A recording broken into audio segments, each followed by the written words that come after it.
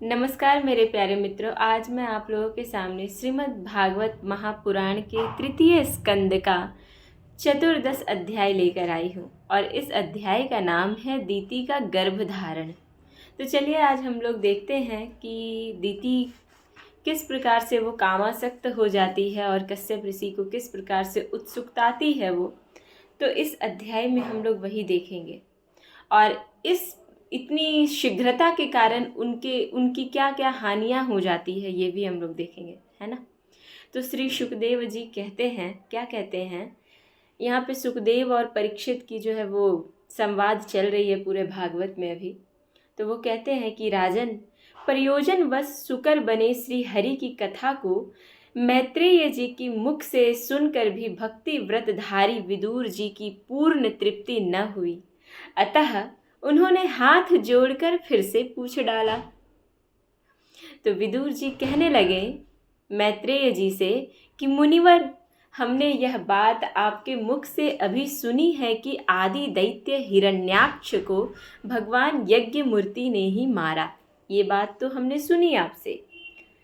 ब्राह्मण, जिस समय भगवान लीला से ही अपनी दाढ़ों पर रखकर पृथ्वी को जल में से निकाल रहे थे, उस समय उनसे दैत्यराज हिरण्याक्ष की मुठभेड़ किस कारण हुई, कैसे हुई, किस कारण से हुई, यह कथा आप मुझे बताइए।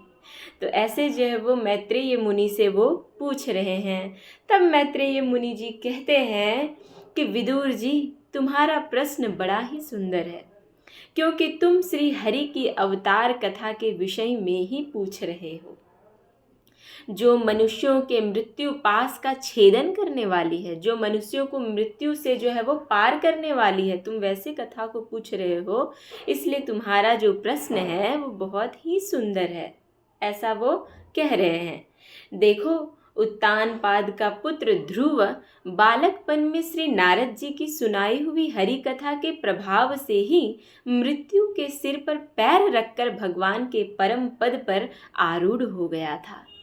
तो वो एक उदाहरण दे रहे हैं ध्रुव का कि वो किस प्रकार से भगवान की कथा अमृत को सुना और वो किस प्रकार से मृत्यु को जो है वो जीत लिया और वो भगवान के परम पद को प्राप्त किया।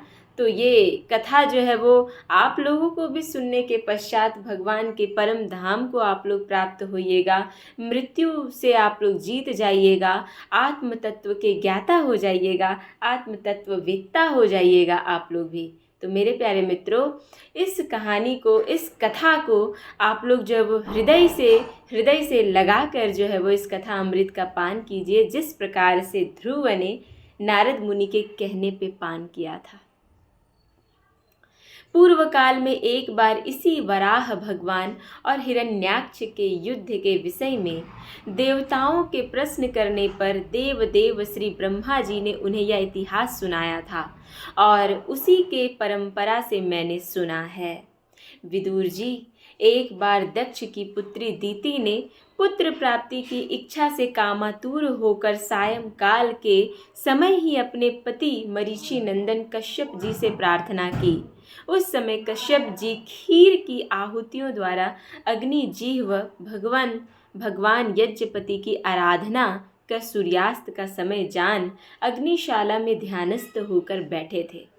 एक समय की बात है कि दक्ष की पुत्री जो थी दीति, है ना, वो पुत्र प्राप्ति की इच्छा से कामातुर होकर सायंकाल के समय में वो जो है वो किनके पास चली गई, अपने पति कश्यप जी से प्रार्थना की। क्या की कि आप जो है वो बिल्कुल हमारे कामनाओं को पूर्ति कीजिए। उस समय कश्यप जी जो है वो खीर की आहुतियों द्वारा अग्नि जीव भगवान यज्ञपति की आराधना कर सूर्यास्त का समय जान अग्निशाला में वो बिल्कुल ध्यानस्थ होके बैठे हुए थे और उसी समय जो है वो दीति उनके यज्ञशाला में पहुंचती है और इस प्रकार से अपने इच्छा को प्रकट करती है। दीति ने कहा, वहाँ यज्ञशाला में पहुँचने के पश्चात दीति ने कहा कि विद्वन, मतवाला हाथी जैसे केले के वृक्ष को मसल डालता है, उसी प्रकार यह प्रसिद्ध धनुर्धर कामदेव मुझ अबला पर जोर जताकर आपके लिए मुझे बेचैन कर रहा है। ऐसा जो है वो दीति जो है वो कश्यप मुनि से कह रही है। अपनी पुत्रवती सौतों की सुख समृद्धि को देखकर मैं ईर्ष्या की आग से जली जाती हूँ। अतः आप मुझ पर कृपा कीजिए, आपका कल्याण हो। जिनके गर्भ से आप जैसे पति पुत्र रूप से उत्पन्न होता है, वैसे ही स्त्रियां अपने पतियों से सम्मानित समझी जाती हैं। ये कह रही है दीति कि आप जैसे पति के जैसा पुत्र जिसके गर्भ से उत्पन्न होता है, वैसी स्त्रियां जो है वो पति से सम्मानित तो होती ही है, साथ ही साथ जो है वो संसार में भी उनको सम्मान मिलता है। जिनके गर्भ से आप जैसे पति पुत्र रूप से उत्पन्न होता है, वे ही स्त्रियां अपने पतियों से सम्मानित समझी जाती हैं। उनका सुयश संसार में सर्वत्र फैल जाता है।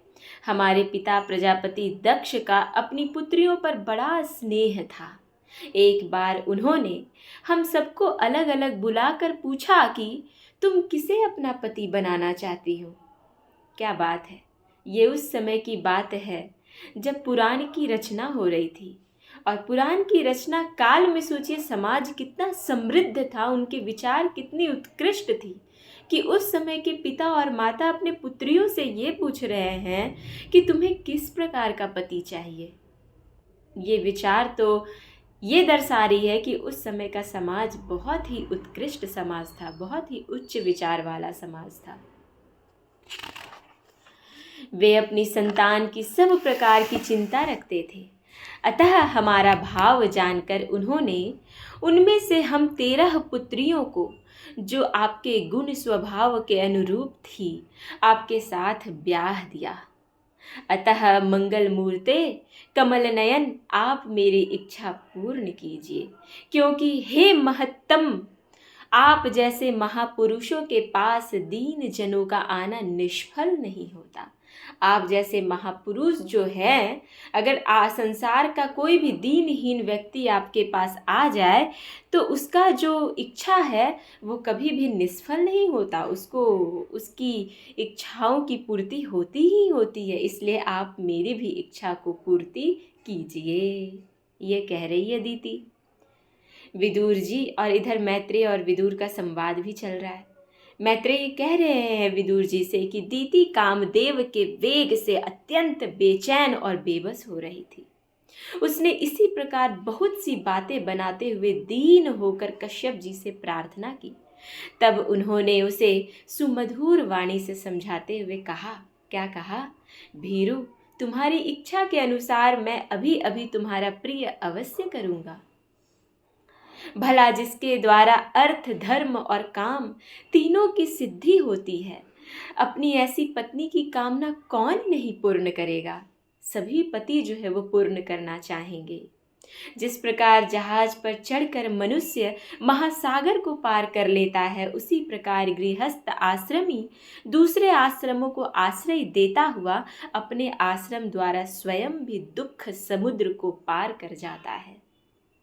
मानिनी, स्त्री को तो त्रिविध पुरुषार्थ की कामना वाले पुरुष का आधा अंग कहा गया है। क्या बात है, उस पर अपनी गृहस्थी का भार डालकर पुरुष निश्चिंत होकर विचरता है। इसीलिए तो स्त्रियों को घर की स्वामिनी कहा जाता है, इसीलिए तो उन्हें जो है वो गृह स्वामिनी की दर्जा दिया गया। जो भी घर के संबंधित, घर से रिलेटेड जो भी विषय या जो भी चर्चाएं होती है, उसमें स्त्रियां विशेष रूप से भाग लेती है, क्योंकि वो घर की जो है वो स्वामिनी होती है। इंद्रियारूप शत्रु अन्य आश्रम वालों के लिए अत्यंत दुर्जय है, किंतु जिस प्रकार किले का स्वामी सुगमता से ही लूटने वाले शत्रुओं को अपने अधीन कर लेता है, उसी प्रकार हम अपनी विवाहिता पत्नी का आश्रय लेकर इन इंद्रिय रूप शत्रुओं को सहज में ही जीत लेते हैं। गृहेश्वरी, तुम जैसी भार्या के उपकारों का बदला तो हम अथवा और कोई भी गुणग्राही पुरुष अपनी सारी उम्र में अथवा जन्मांतरों में भी पूर्ण रूप से नहीं चुका सकते। तुम इतनी श्रेष्ठ हो, तुम जैसी गृहिणियों की मैं इच्छा कैसे नहीं पूर्ण कर सकता हूँ। तो भी तुम्हारी इस संतान प्राप्ति की इच्छा को मैं यथाशक्ति अवश्य पूर्ण करूँगा। तुम्हारी जो इच्छा शक्ति है उसको तो मैं अवश्य ही पूर्ण करूँगा, परंतु अभी तुम एक मुहूर्त ठहरो, ऐसा कश्यप जी जो है वो कह रहे हैं, जिससे लोग मेरी निंदा न करें। यह अत्यंत घोर समय राक्षस आदि घोर जीवों का है। जो सायंकाल का जो समय होता है, जो गोधूली बेला का जो समय होता है, वो कैसा समय होता है? तो यह अत्यंत घोर समय राक्षस आदि घोर जीवों का है और देखने में भी बड़ा भयानक समय होता है। इसमें भगवान भूतनाथ के गण भूत प्रेत आदि घुमा करते हैं। साध्वी, इस संध्या काल में भूत भावन भूपति भगवान शंकर अपने गण भूत प्रेत आदि को साथ लिए बैल पर चढ़कर विचरा करते हैं, जिनका जटाजूट शमशान भूमि से उठे हुए बवंडर की धूलि से धूसरित होकर दैदीप्यमान हो रहा है, तथा जिनके सुवर्ण कांतिमय गौर शरीर में भस्म लगी हुई है। वे तुम्हारे देवर महादेव जी अपने सूर्य, चंद्रमा और अग्नि रूप 3 नेत्रों से सभी को देखते हैं। संसार में उनका कोई अपना या पराया नहीं है, न कोई अधिक आदरणीय है और न निंदनीय ही। हम लोग तो अनेक प्रकार के व्रतों का पालन करके उनकी माया को ही ग्रहण करना चाहते हैं, जिसे उन्होंने भोग कर लात मार दी है। वैसी मायाओं को हम लोग जो है वो बिल्कुल पूजा आराधना करके हम लोग उसको ग्रहण करना चाहते हैं। विवेकी पुरुष अविद्या के आवरण को हटाने की इच्छा से उनके निर्मल चरित्र का गान किया करते हैं। उनसे बढ़कर तो क्या, उनके समान भी कोई नहीं है और उन तक केवल सत्पुरुषों की ही पहुँच है। यह सब होने पर भी वे स्वयं पिशाचों के जैसा आचरण करते हैं। यह नर शरीर कुत्तों का भोजन है। जो अविवेकी पुरुष आत्मा मानकर वस्त्र, आभूषण, माला और चंदन आदि से इसी को सजाते संवारते हैं अपने शरीरों में, है ना, वे अभागे ही आत्माराम भगवान शंकर के आचरण पर हंसते हैं। वैसे ही लोग जो है वो भगवान शंकर के आचरण पे, भगवान शंकर के रूप को देखकर हंसते हैं, जो बिल्कुल अपने में ही प्रसन्न रहते हैं, जिनको वस्त्र, आभूषण, जिनको चंदन इत्यादि यही सब पसंद है, वो अपने आप को ही श्रेष्ठ समझ के और आत्मज्ञानी पुरुषों पर, देवताओं पर जो है वो हंसते हैं। ऐसा जो है वो कह रहे हैं कश्यप मुनि। हम लोग तो क्या, ब्रह्मा आदि लोकपाल भी उन्हीं की बांधी हुई धर्म मर्यादा का पालन करते हैं। वे ही इस विश्व के अधिष्ठान हैं तथा यह माया भी उन्हीं की आज्ञा का अनुसरण करने वाली है। ऐसा होकर भी वे प्रेतों के जैसा आचरण करते हैं। कौन? भगवान शिव। अहो, उन जगत व्यापक प्रभु की यह अद्भुत लीला कुछ समझ में नहीं आती। मैत्रेय जी कहते हैं विदुर जी से कि पति के इस प्रकार समझाने पर भी कामातुर दीति ने वैश्या के समान निर्लज्ज होकर ब्रह्मर्षि कश्यप जी का वस्त्र पकड़ लिया। तब कश्यप जी ने उस निंदित कर्म में अपनी भार्या का बहुत आग्रह देखकर देव को नमस्कार किया और एकांत में उसके साथ समागम किया। फिर जल में स्नान कर प्राण और वाणी का संयम करके विशुद्ध ज्योतिर्मय सनातन ब्रह्म का ध्यान करते हुए उसी का जप करने लगे। विदुर जी, दीति को भी उस निंदित कर्म के कारण बड़ी लज्जा आई और वह ब्रह्मर्षि के पास जा सिर नीचा करके इस प्रकार कहने लगी। दीति बोली, ब्राह्मण, भगवान रुद्र भूतों के स्वामी हैं। मैंने उनका अपराध किया है, किंतु वे भूत श्रेष्ठ मेरे इस गर्भ को नष्ट ना करें। उसको ये डर हो गई है ना। भक्त वांछल कल्पतरु उग्र एवं रुद्र रूप महादेव को नमस्कार करती हूँ। वे सत्पुरुषों के लिए कल्याणकारी एवं दंड देने के भाव से रहित हैं, किंतु दुष्टों के लिए क्रोध मूर्ति दंड पानी है। हम स्त्रियों पर तो व्याध भी दया करते हैं, फिर वे सती पति तो मेरे बहनोई और परम कृपालु हैं। अतः वे मुझ पर प्रसन्न हो। ऐसा वो जो है वो बिल्कुल कह रही है कश्यप जी से। श्री मैत्रेय जी कहते हैं विदुर जी से कि विदुर जी, प्रजापति कश्यप ने सायंकालीन संध्या वंदना आदि कर्म से निवृत्त होने पर देखा कि दीति थर थर कांप रही है। अपनी संतान की लौकिक और पारलौकिक उन्नति के लिए प्रार्थना कर रही है। तब उन्होंने उससे कहा, क्या कहा कश्यप ने? तुम्हारा चित्त काम वासना से मलिन था, वह समय भी ठीक नहीं था, और तुमने मेरी बात भी नहीं मानी तथा देवताओं की भी अवहेलना की। अमंगलमयी चंडी, तुम्हारी कोख से दो बड़े ही अमंगल और अधम पुत्र उत्पन्न होंगे। वे बार बार संपूर्ण लोक और लोकपालों को अपने अत्याचारों से रुलाएंगे। जब उनके हाथ से बहुत से निरपराध और दीन प्राणी मारे जाने लगेंगे, स्त्रियों पर अत्याचार होने लगेंगे और महात्माओं को क्षुब्ध किया जाने लगेगा, उस समय संपूर्ण लोकों की रक्षा करने वाले श्री जगदीश्वर कुपित होकर अवतार लेंगे और इंद्र जैसे पर्वतों का दमन करता है उसी प्रकार उनका वध करेंगे, उन दोनों पुत्रों का। दीति ने कहा, प्रभो, यही मैं भी चाहती हूँ कि यदि मेरे पुत्र का वध हो तो वह साक्षात भगवान चक्रपाणि के हाथ से ही हो, कुपित ब्राह्मणों के शाप आदि से न हो, क्योंकि शाप आदि से होने के बाद वो बार बार जन्म लेते रहते हैं। जो जीव ब्राह्मणों के शाप से दग्ध अथवा प्राणियों को भय देने वाला होता है, वह किसी भी योनि में जय उस पर नारी की जीव भी दया नहीं करते। मेरे प्यारे मित्रों, यहाँ से आपको भी एक बात सीख लेनी चाहिए कि आपको अपने जीवन में रहकर किसी को भी आप जो है वो दुख ना करें। अगर आप दुख किसी को पहुँचाइएगा और गलती से वो आपको, और कोई वो श्रेष्ठ पुरुष हो, गलती से वो कुपित हो गया आप पर और कुछ श्राप दे दिया, तो आपको किसी भी योनि में शांति नहीं मिलेगी और आप दर दर भटकते रहिएगा। इसलिए आप अपने जीवन में रह के ये बात को ध्यान में रखते हुए आप सदा यही प्रयत्न करें कि मेरे से कोई भी मनुष्य दुखी ना हो। कश्यप जी ने कहा, क्या कहा? देवी, तुमने अपने किए पर शोक और पश्चाताप प्रकट किया है।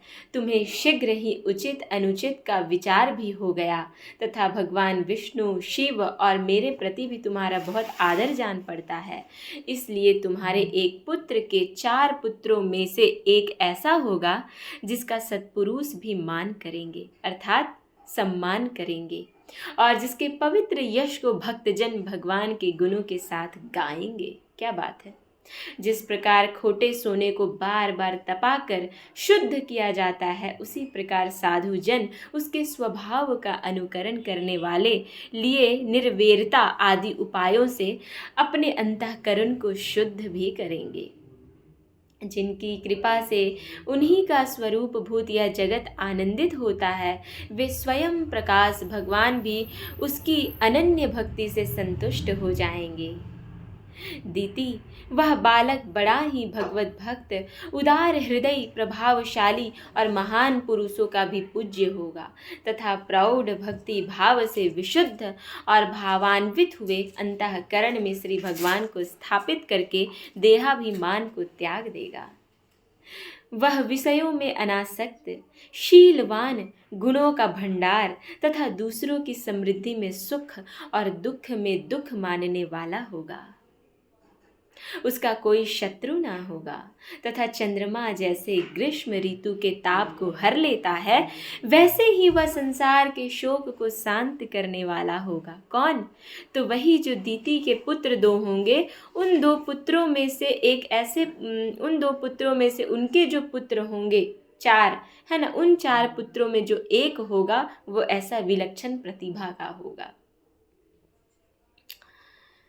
जो इस संसार के बाहर भीतर सब और विराजमान है। अपने भक्तों के इच्छा अनुसार समय समय पर मंगल विग्रह प्रकट करते हैं और लक्ष्मी रूप लावण्य मूर्ति ललना की भी शोभा बढ़ाने वाले हैं तथा जिनका मुखमंडल झिलमिलाते हुए कुंडलों से सुशोभित है, उन परम पवित्र कमल नयन श्री हरि का तुम्हारे पौत्र को प्रत्यक्ष दर्शन होगा।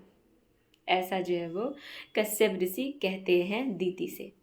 श्री मैत्रेय जी कहते हैं, क्या कहते हैं कि विदुर जी, दीति ने जब सुना कि मेरा पौत्र भगवान का भक्त होगा तब उसे बड़ा आनंद हुआ तथा यह जानकर कि मेरे पुत्र साक्षात श्री हरि के हाथ से मारे जाएंगे, उसे और भी अधिक उत्साह हुआ कि चलो हमारे जो पुत्र का जो वध होगा वो साक्षात भगवान श्री हरि के हाथों से होगा। इस चीज़ को वो जान के प्रसन्न हो गई। मेरे प्यारे मित्रों, इस प्रकार से दीति का आपने गर्भ धारण को, आपने इस कथा को जाना और उनके दो पुत्रों को जाना कि उनके दो पुत्रों का स्वभाव कैसा होगा। इसलिए मेरा आपसे इस अध्याय के माध्यम से यही मैं संदेश देना चाहती हूँ कि सायंकाल में कभी भी आप वैसे जो है वो मतलब कि अच्छे कर्म को ना करें।